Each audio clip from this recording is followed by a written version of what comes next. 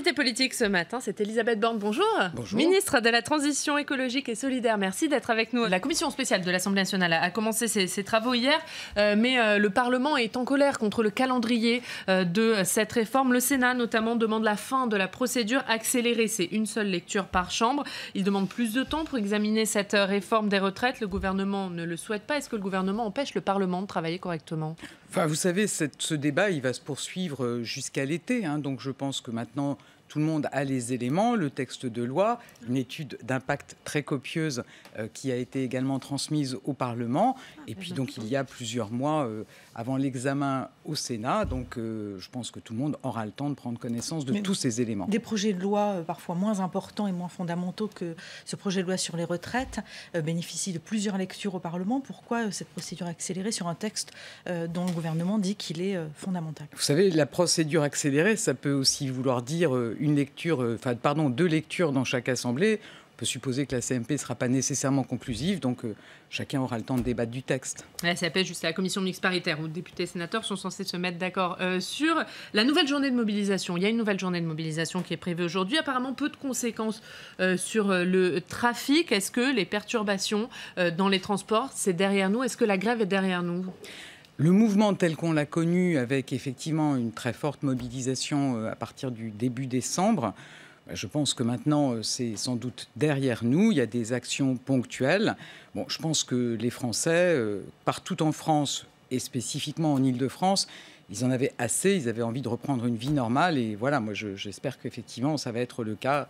Je pense qu'aujourd'hui, le trafic est quasi normal. Alors, la présidente de la RATP a annoncé hier 200 millions de pertes. Est-ce que vous avez un nouveau chiffre pour la SNCF ? Enfin, on sait que pour la SNCF, ça va être de l'ordre du milliard. Donc, c'est évidemment une très mauvaise nouvelle, alors que l'entreprise doit avoir une trajectoire qui lui permet évidemment ne pas se réendetter, alors qu'on va reprendre 35 milliards de dettes dans le quinquennat, ce qui est évidemment énormément d'argent. Moi, mon objectif, c'est vraiment que la SNCF fasse les investissements qui étaient prévus. Moi, je pense qu'il faut qu'il y ait de plus en plus de gens qui prennent le train plutôt que la voiture. Le transport, c'est le premier secteur émetteur de gaz à effet de serre. En plus, c'est des galères pour tout le monde quand on doit prendre sa voiture pour aller. On a encore vu des résultats dans toutes nos grandes villes en France où il y a des embouteillages. Donc, il faut plus de trains, des investissements massifs de la SNCF. Donc, mon objectif, c'est que, évidemment, on ne remettra pas en question les programmes d'investissement très importants qui sont prévus. Investissement sur quoi ? Est-ce que, encore une fois, c'est les petites lignes qui vont être pénalisées ? C'est une inquiétude dans les territoires. Est-ce que ce milliard de pertes supplémentaires, ça va avoir une incidence sur les investissements dans ce domaine ? Enfin, ça ne peut pas être le cas, ça ne sera pas le cas. On est très attentif. Jean-Baptiste Djebbari a continué le travail avec les régions pour qu'on apporte des solutions. Il y a besoin... Enfin, il fallait sortir de cette logique du tout TGV où on a négligé le réseau, celui qui dessert nos villes. Je pense à Rouen, je pense à Clermont-Ferrand, je pense à Limoges. Vous voyez, où on a beaucoup de Français qui ont vu leur temps de trajet s'allonger pendant qu'on promettait des TGV à tout le monde. Il faut plus de TER autour des grandes villes. Et donc voilà. Et puis par ailleurs, il y a des petites lignes qui sont très importantes pour la desserte des territoires.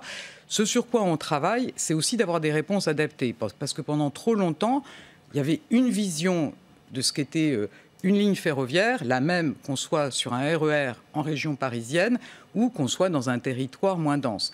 Et tout le travail qui est mené, c'est d'avoir des réponses adaptées, peut-être des trains plus légers. C'est le travail qui est mené avec les régions pour qu'on apporte les bonnes réponses adaptées dans chaque territoire. Mais vous dites qu'il n'y aura pas de conséquences sur les petites lignes, mais il y aura forcément des conséquences à la SNCF.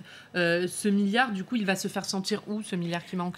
Je pense que la SNCF réfléchit à des cessions qui pourraient être faites. Vous savez que la SNCF, elle est dans le transport ferroviaire et je pense que c'est ce que tous les Français attendent d'elle. Puis elle est présente dans d'autres activités, le transport routier de marchandises. Voilà, moi ce que je souhaite, c'est que la SNCF soit au service des Français pour un meilleur transport ferroviaire.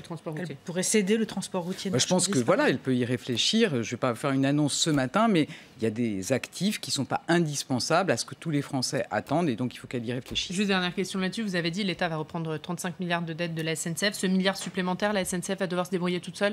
Je pense que 35 milliards, vous savez, c'est beaucoup d'argent. Et à la fin, c'est quand même nous tous qui allons financer cette reprise de dette. Donc pas d'aide de l'État sur les conséquences de la grève ? Non.